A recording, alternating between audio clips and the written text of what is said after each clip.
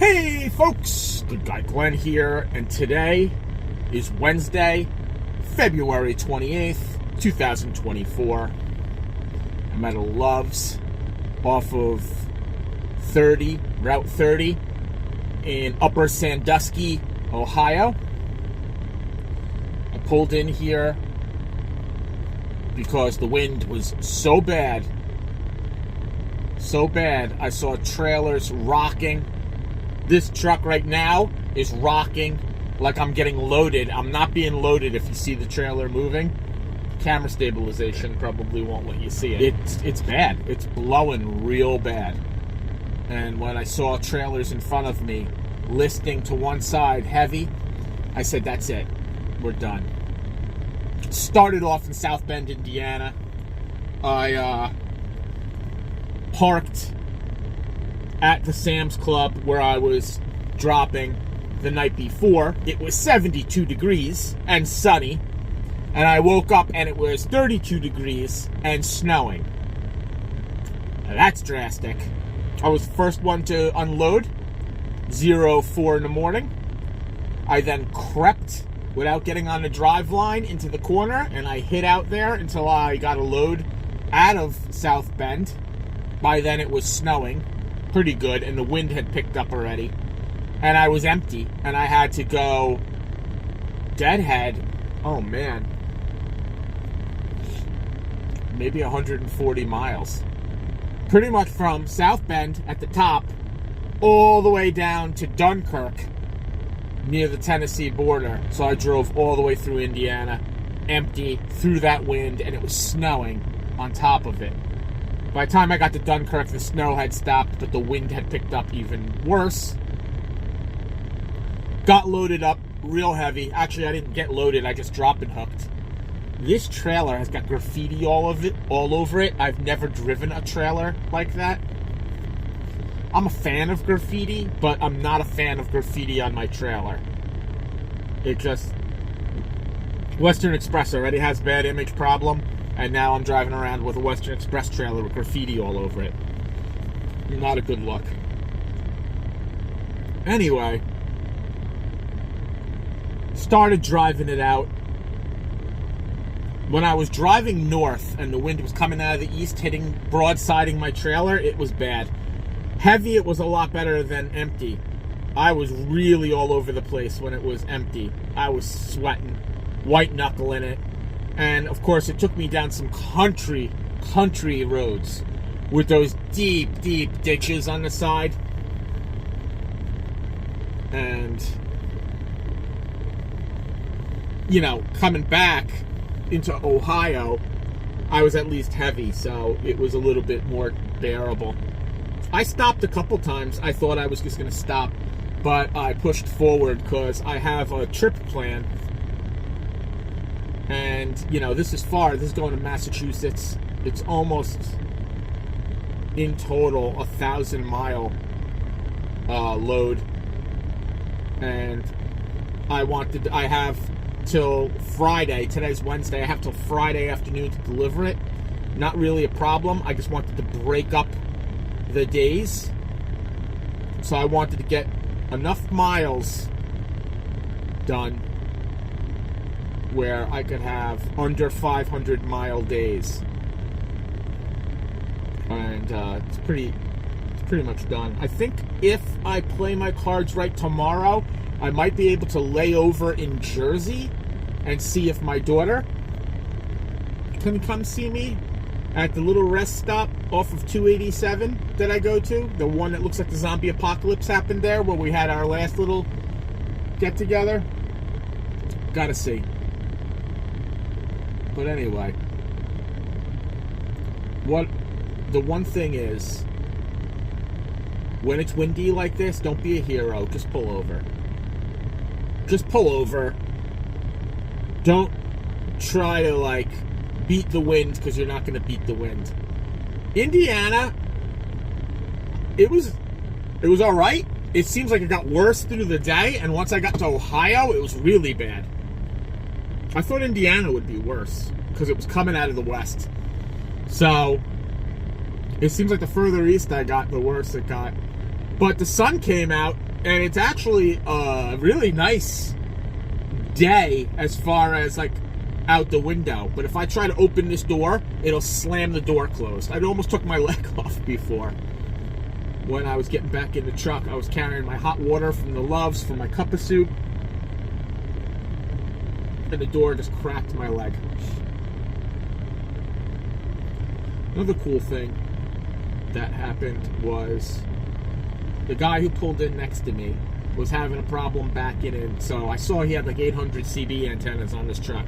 So I got on the CB, hoping he'd be on channel 19.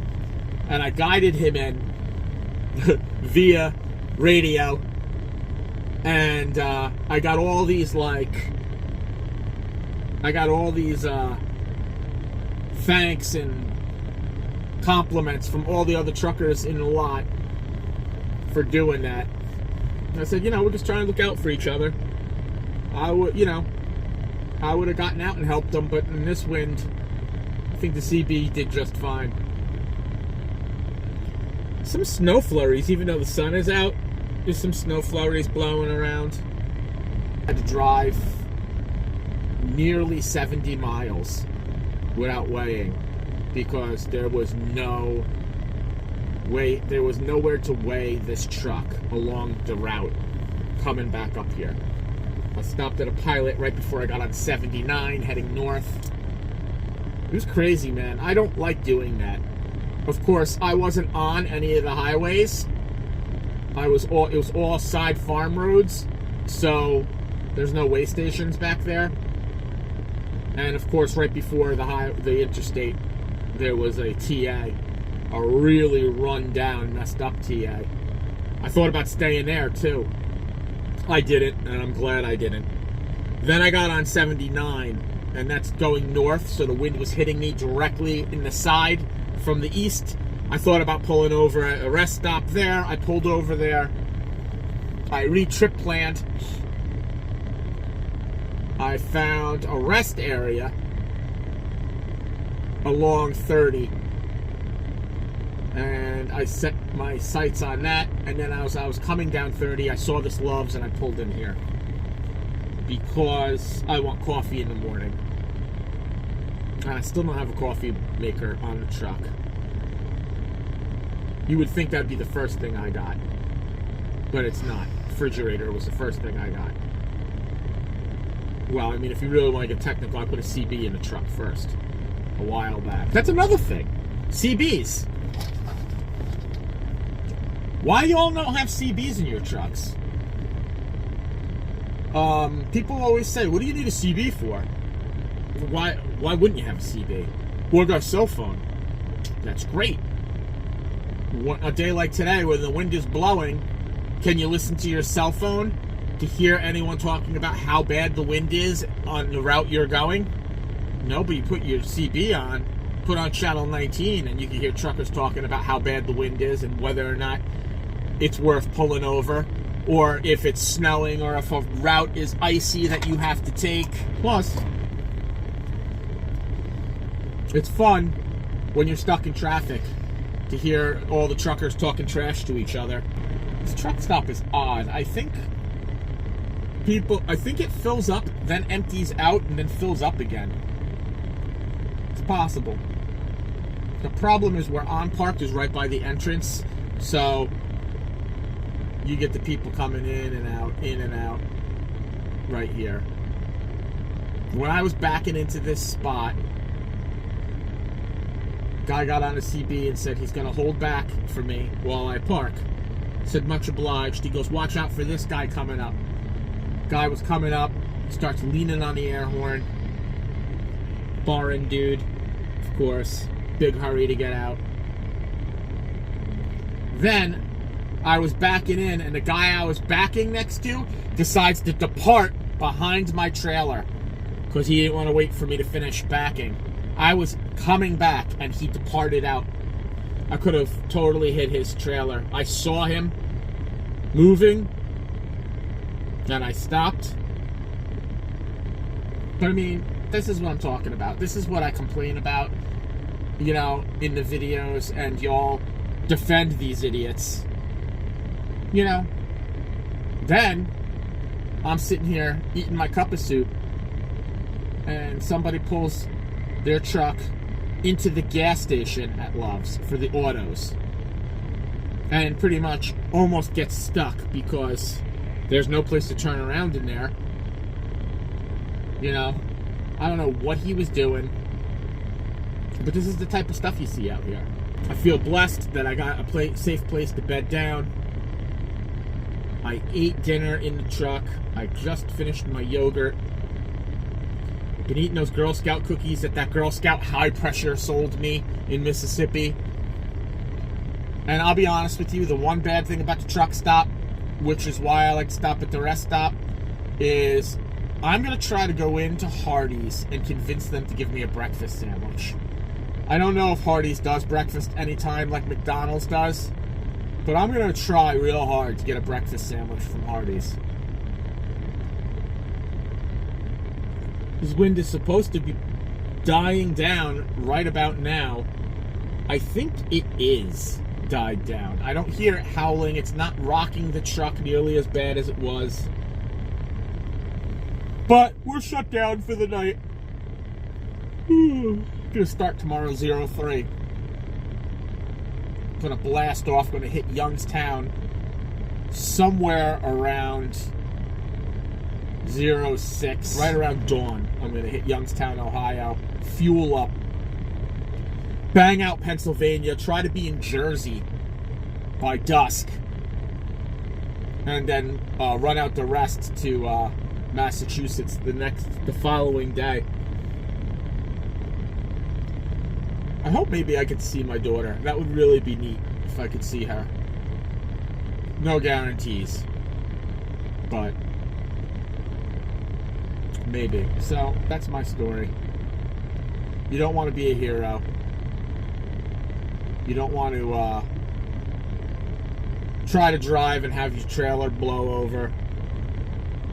Happens more so in the Great Plains. But during a storm like we had, just wind blowing across farm country in Ohio and Indiana, it can happen, man. Truck can blow over. If you're empty especially,